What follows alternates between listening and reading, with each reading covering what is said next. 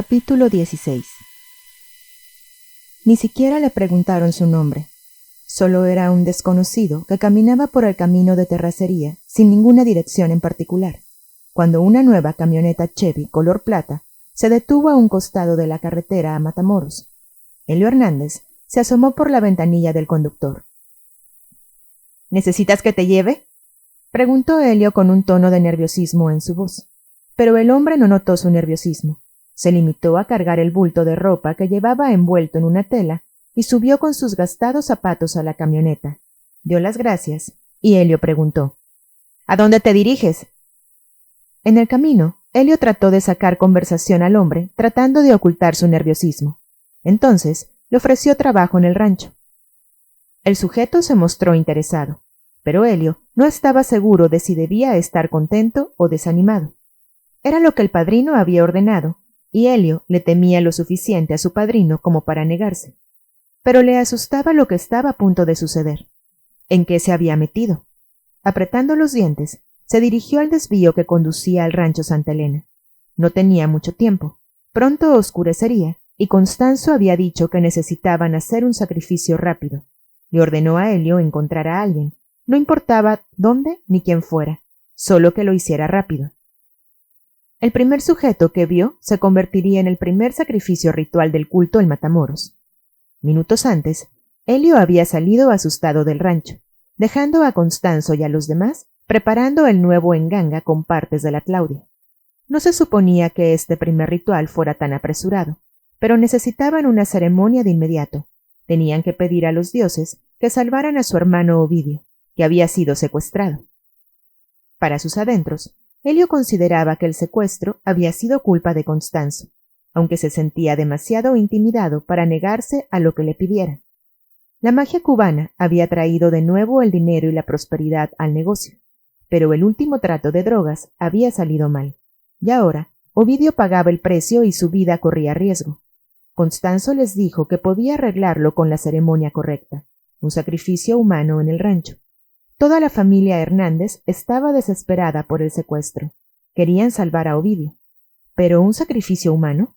Sin embargo, cuando Elio agotó los métodos más convencionales para rescatar a Ovidio, no pudo pensar en otra solución que acudir a su padrino, poniendo su destino en sus manos. Elio miró a su desprevenido pasajero, que lucía sucio y cansado. Entonces, Elio decidió que lo haría. Cuando llegaron al rancho, el sujeto se quedó observando el lugar extrañamente desolado y le preguntó qué clase de trabajo tendría que hacer. Nada demasiado duro, solo tendrás que excavar un poco, le dijo Elio con una sonrisa cruel. Ovidio había sido secuestrado el día anterior, como resultado del mayor negocio de drogas que habían realizado hasta el momento, ya que Constanzo los había llevado de traficar marihuana a hacerlo con cocaína, donde tuvieron enormes ganancias. Salvador había robado 75 kilos de cocaína a unos traficantes de la Ciudad de México, que Constanzo arregló para venderla a unos traficantes de Mission, Texas. El detalle era que el plan de Constanzo era recibir el dinero sin entregar la droga, y Ovidio fue secuestrado en la pelea que se produjo.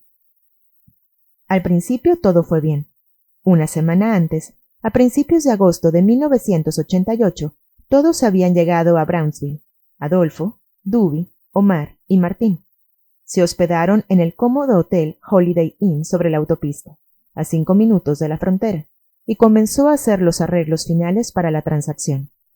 Omar se había decidido a hacer frente a su terror sobre el asesinato de la Claudia, sacándolo de su mente y enterrando el secreto para siempre. Amaba y temía demasiado a Adolfo como para dejarlo o delatarlo, y además era cómplice al encubrir el crimen. Silenciosamente, se resolvió evitar ceremonias similares en el futuro, pero por lo demás, continuó como parte de la familia de Constanzo. Sara se encontró con ellos en el hotel, y luego se fueron de compras, comprando incluso más ropa de la que Omar quería. Llenaron más de 5 maletas, comprando en todas las tiendas como parte del prometido paseo de compras que le había prometido Constanzo. Una vez más, Constanzo mostró su preocupación por Omar y decidió no presionarlo para que participara en la creación del nuevo enganga. Después de las compras, le presentaron a Elio y Ovidio, al Chaparro y Manlio, y los 9 se fueron a Matamoros a cenar y a bailar. En el camino, Elio los llevó a su casa en la colonia bancaria y les mostró con orgullo 5 coches nuevos que fueron robados bajo la dirección de Constanzo. Eran para Salvador, como recompensa por sus esfuerzos para obtener la cocaína. Venderían los coches y el dinero obtenido lo usarían también para los sobornos correspondientes. «Bien hecho», le dijo Constanzo, y Elio se sentía orgulloso mientras estaban sentados a la mesa de un tranquilo restaurante de Matamoros, con los restos de la cena aún en ella. Constanzo les explicó que al día siguiente llegarían Salvador y sus hombres con los 75 kilos. Después se reunirían con los compradores de misión, que eran viejos conocidos de Saúl. Elio los conocía. El contacto sería alguien apodado El Gancho, quien trabajaba para los compradores en misión y era pariente lejano de Elio y Ovidio, un concuño, por lo que había confianza. Sin embargo, Constanzo se proponía traicionar esa confianza. Les explicó lo que harían.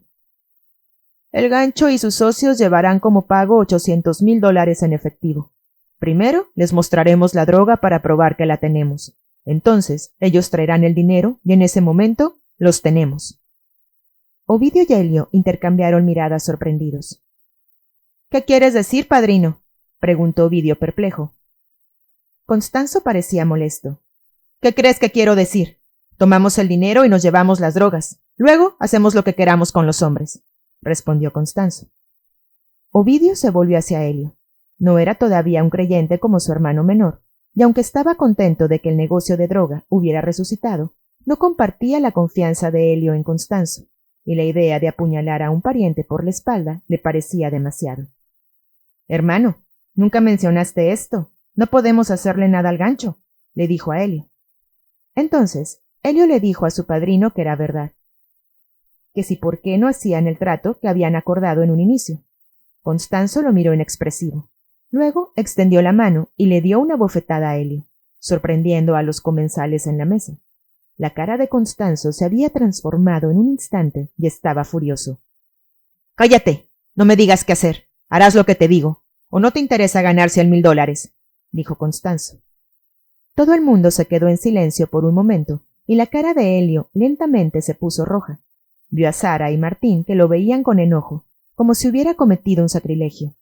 Omar y los demás tenían la mirada en las sobras de sus platos. La ira inicial de Ovidio se había transformado en susto. «Bueno, es que solo que el Gancho es de la familia», dijo Elio, apenas más alto que un murmullo. «¡No!», le gritó Constanzo golpeando la mesa, haciendo sonar los platos y llamando la atención de otros clientes del restaurante. «Tu familia está en esta mesa. ¿Que no te acuerdas de tu voto?». Elio dijo que se acordaba. Las cicatrices de su espalda hormiguearon al recordar el momento en que entregó su alma a Constanzo. «Si nos quedamos con la droga, duplicamos la ganancia. Incluso tú puedes entenderlo, ¿no?», dijo Constanzo con los ojos fijos en Elio, haciéndolo apartar la mirada. Elio se imaginó a Constanzo hundiendo su cuchillo en su cuerpo, no solo para marcarlo, sino convirtiéndolo en un sacrificio como la Claudia. Sara le había contado todo sobre la muerte del transvesti y le había dicho que eso merecían quienes no lo respetaban. Quizás si Ovidio lo hubiera apoyado, o alguno de los otros, Elio podría haberse opuesto. No quería hacerle daño a su pariente, pero nadie hizo nada, así que finalmente asintió. «Pero no te preocupes, no le haremos daño a tu querido Gancho», le dijo Adolfo ya calmado, viendo el miedo en los ojos de Elio y Ovidio. Elio le agradeció, pero Constanzo sí quería hacerle daño al Gancho. Los sentimientos de Elio y Ovidio no significaban nada para él. Tenía otros planes. Al día siguiente, todos se reunieron para finalizar el trato. El Gancho se encontró con Constanzo, Martín, Elio, Ovidio y el padre de Serafín, en el restaurante House of Pancakes de Brownsville, cercano al Holiday Inn. Constanzo insistió en que se trasladaran al rancho para darles la droga, diciendo que era un lugar seguro. Ovidio y Elio intercambiaron miradas asustadas y adivinaron que Constanzo tenía otros planes, además de quedarse con la droga. A pesar de sus promesas, tenía la intención de hacer del Gancho y sus compañeros los primeros sacrificios humanos del culto en la frontera. Pero los planes de Constanzo se vieron frustrados. El Gancho era un veterano en los acuerdos de drogas y se negó a poner los pies en el rancho Santa Elena. Era inflexible. Si bien confiaba en sus parientes, en el negocio de la droga eso no importaba, y jamás debías quedar en posición vulnerable. Ese rancho estaba tan aislado y desolado que cualquier cosa podía pasar allí. Así que el gancho les dijo que el acuerdo lo harían en un centro comercial, al aire libre, o no habría acuerdo. Las drogas las llevarían a un centro comercial y el dinero a otro, y harían el intercambio una vez que hubieran confirmado la mercancía y el dinero por los celulares de los coches, y después cada quien tomaría su camino. A regañadientes Constanzo aceptó. Luego salió furioso del restaurante sin decir nada. No podría tomar la vida del gancho. Esa noche del 8 de agosto de 1988, Constanzo fue al centro comercial Sunrise, donde se encontró con Salvador. El comandante federal, con 2 auxiliares de policía, habían llevado las drogas desde Monterrey. Las llevaban en la cajuela del Thunderbird de Salvador. Con sus credenciales policiales pudieron cruzar la frontera sin esfuerzo. Constanzo saludó afectuosamente a Salvador y subió de nuevo a su coche Lincoln de color blanco, que había comprado el mes anterior en Houston por $20,000 en efectivo. Él y sus ayudantes, Martín, Serafín el Chaparro, Ovidio y Helio, admiraron brevemente el contenido de la cajuela. En el momento en que esa droga llegara a las calles ya cortada en bolsitas de $100 por gramo, dejaría una ganancia de más de 7 millones a los distribuidores en Houston, Los Ángeles y Chicago. Constanzo vio la ametralladora Uzi colocada entre los paquetes de cocaína y asintió con aprobación. Salvador y sus ayudantes se quedarían con las drogas, mientras que Constanzo y los demás se quedarían con el dinero del gancho. Se reunieron en el estacionamiento vacío del Mall Amigoland, el segundo centro comercial más grande de Brownsville, cerca de la frontera. La gran atracción del mall es el Walmart, que vende la mercancía defectuosa rechazada de otras tiendas Walmart, a la que acuden los compradores mexicanos por sus precios bajos. Alrededor del centro comercial hay un estacionamiento muy grande, flanqueado por un bulevar con palmeras que lleva a un terreno vacío. Hace unos años, ese lugar sería el parque de atracciones Amigoland, pero el proyecto se había cancelado. Ahora era un lugar solitario perfecto para tratos ilegales. En un rincón del estacionamiento, Constanzo y sus hombres esperaban en el auto. Justo después del auto de Ovidio sonó. Era Salvador, y les avisó que un socio del gancho había llegado para revisar la droga, y satisfecho, había llamado al gancho para que les entregaran el dinero. Tan pronto como terminó de hablar con el gancho, los 2 hombres de Salvador aparecieron armados e impidieron que tomara las drogas. «Todo está listo», le dijo Salvador a su padrino. Justo entonces el gancho salió de su coche y estrechó las manos de Helio y Ovidio, confiado. Creía que su hombre ya tenía la droga, y después de todo, en los últimos meses había hecho pequeños negocios con la familia sin ningún problema. No sospechaba nada, ni siquiera iba armado. El gancho iba a entregar la maleta con el dinero a Helio, pero Constanzo le dijo que lo llevara al auto. Volteó y vio al hombre de cabello castaño con cadenas de oro recargado en el Lincoln blanco. No le dio importancia y le llevó la maleta para que pudieran revisar el dinero.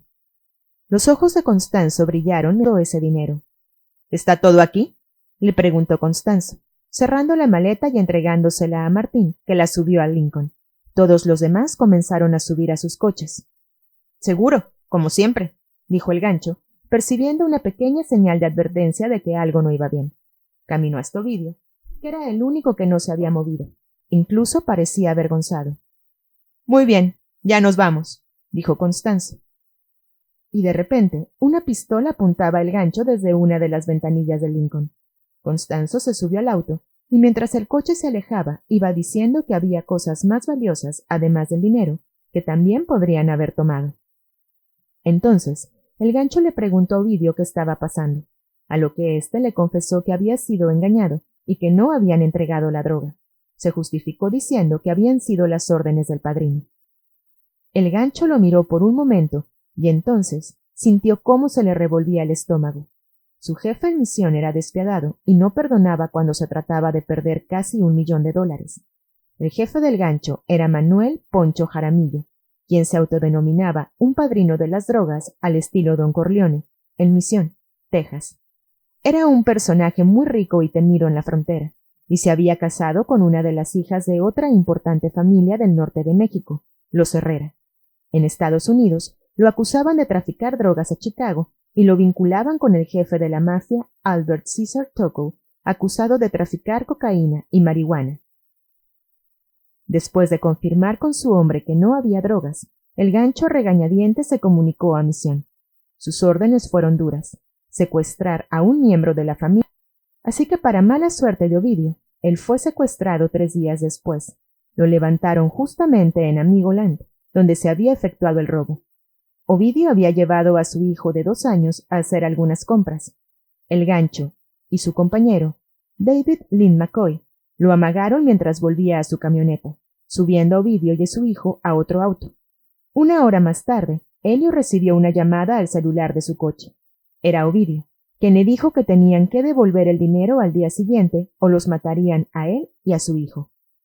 Elio palideció. Solo tenía una parte del dinero, ya que se había gastado la mayoría, dejando solo unos $100,000. Constanzo tenía el resto. Pues llévales lo que tengas al McDonald's en San Benito, a las 6 en punto, sin policías y sin trucos, Elio, le dijo Ovidio. Elio se dirigió al Holiday Inn a buscar a Constanzo, pero ya se había ido.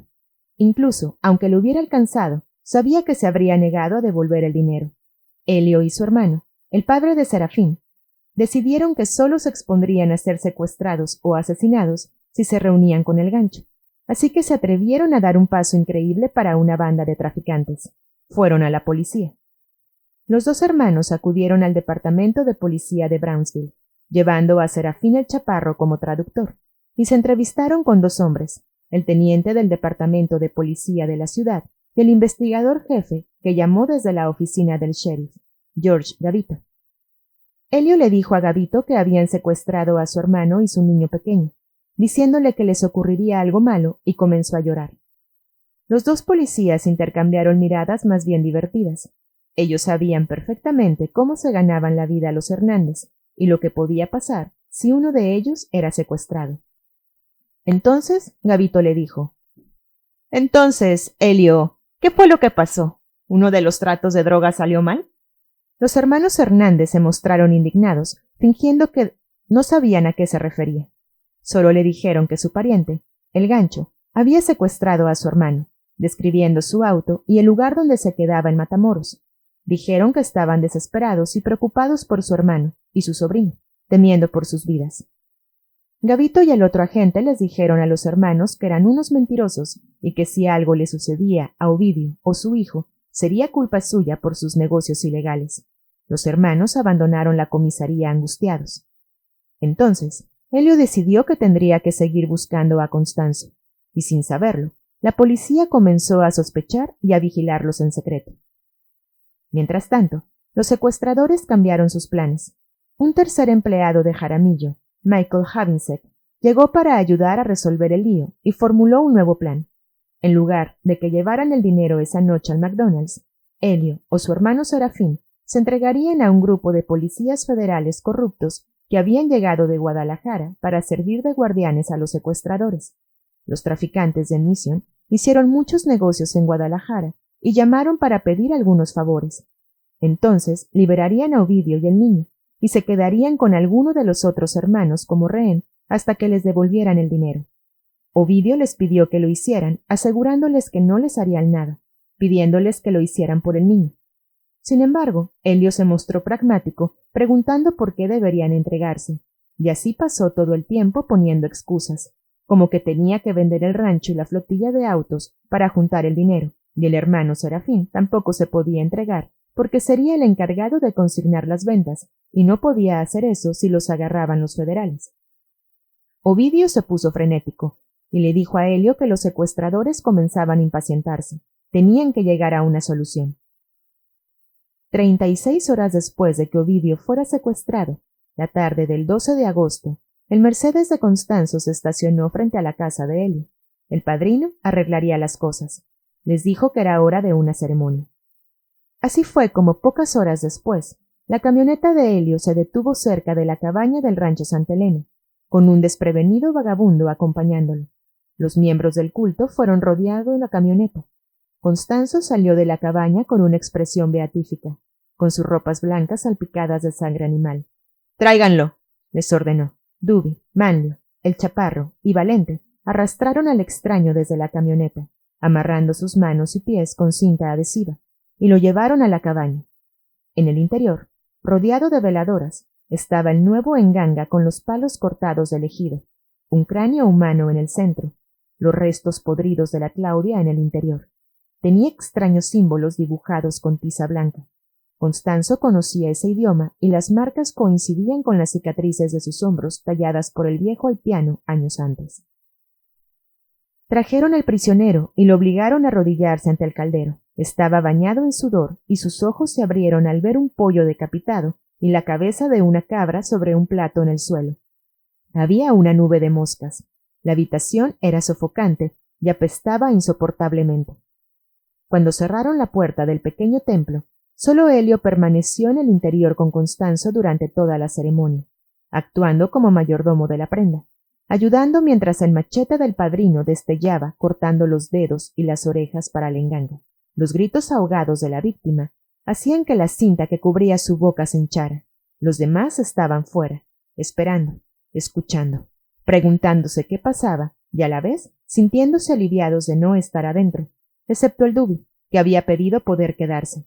Constanzo le prometió que en futuras ceremonias a cada uno de ellos se les permitiría entrar al templo para unirse a la tortura.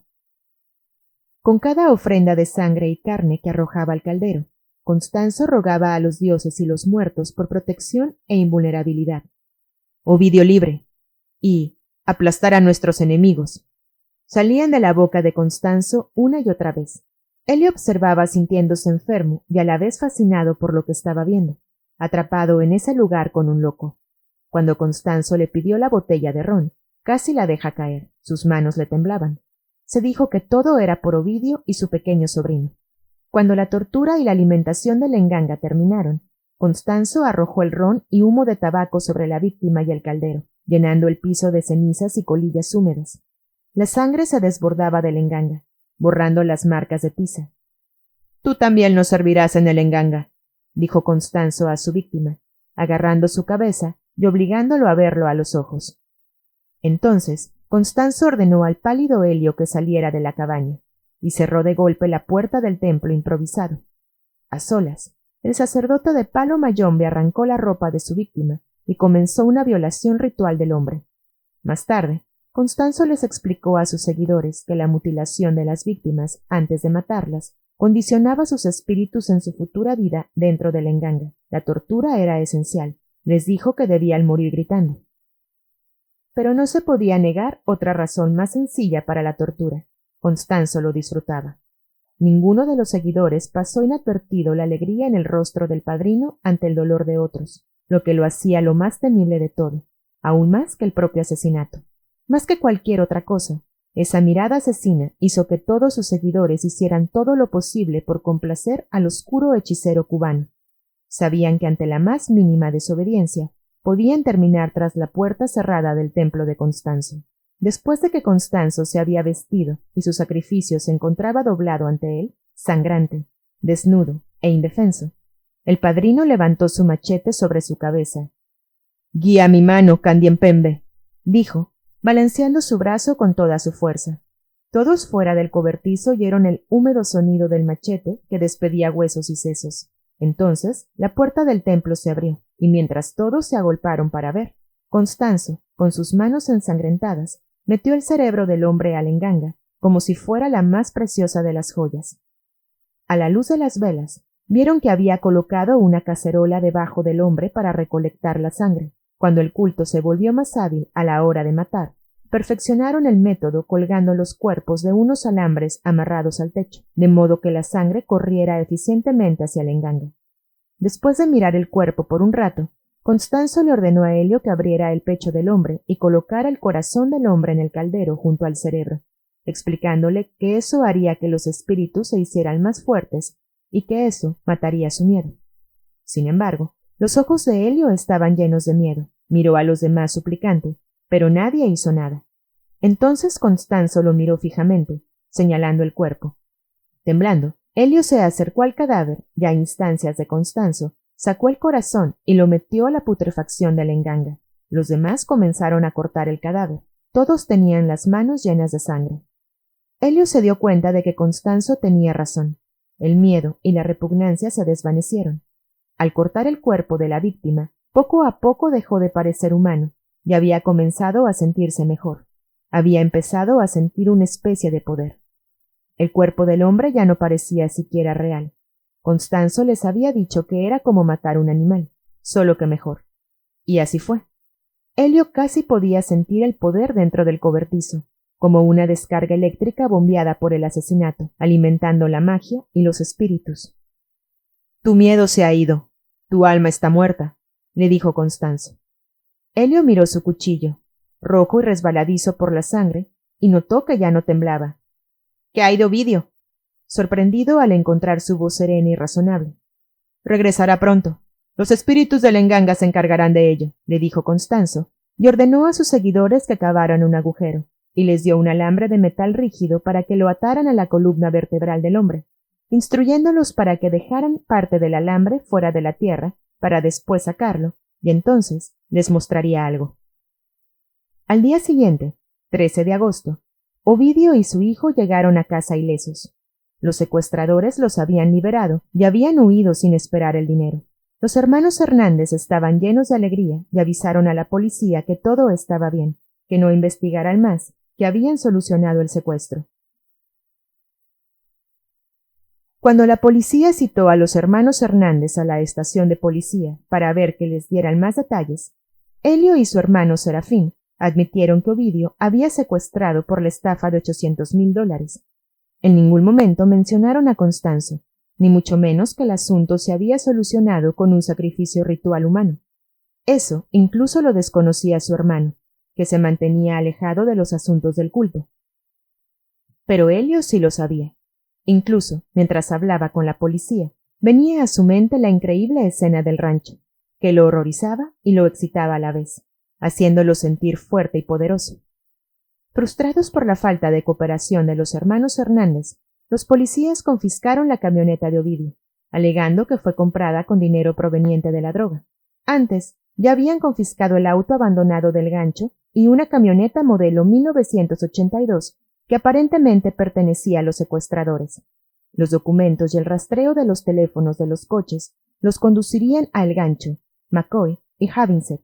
No había mucho más que pudieran hacer. Ovidio no presentaría cargos y negaría todo si el asunto se llevaba a tribunales. Todos le dieron crédito a la magia de Constanzo por la liberación de Ovidio. ¿Qué otra cosa podría haber sido? Sin embargo, los policías teorizaron que los secuestradores no tenían intención de asesinar a Ovidio y su hijo, o tal vez la confiscación de sus autos por parte de los policías los hizo entrar en pánico y los hizo abandonar el plan, seguros de que podían identificarlos y acusarlos de homicidio si mataban a Ovidio. El Gancho simplemente dijo que hay razones para matar, y para él, el dinero no era una de ellas. Si los federales hubieran tomado a Elio o su hermano Serafín, el resultado podría haber sido diferente. Pero el Gancho y sus dos compañeros no eran asesinos, así que prefirieron ocultarse de un jefe iracundo a obedecer sus órdenes de matar. Pero Elio, Ovidio y los demás sabían lo que realmente había sucedido. La magia lo había hecho, en eso estaban de acuerdo. Habían sido testigos del poder del sacrificio humano. Constanzo había realizado esa ceremonia y les había dicho que Ovidio sería liberado. Y así sucedió, tal como él les dijo. Y todavía tenían el dinero y la droga, que revendieron en Houston por otros $800,000. Y todo eso solo había costado la vida de un vagabundo, una ganga para la nueva contabilidad de Elio. Esa noche, en casa de Sara, Constanzo realizó una limpieza espiritual para Ovidio, para retirarle los últimos fragmentos de vulnerabilidad. Anunció que estaban todos protegidos. Esta vez, para siempre. Nada nos puede tocar ahora, les dijo. Todos salieron a celebrar esa noche, gastando a manos llenas el dinero obtenido.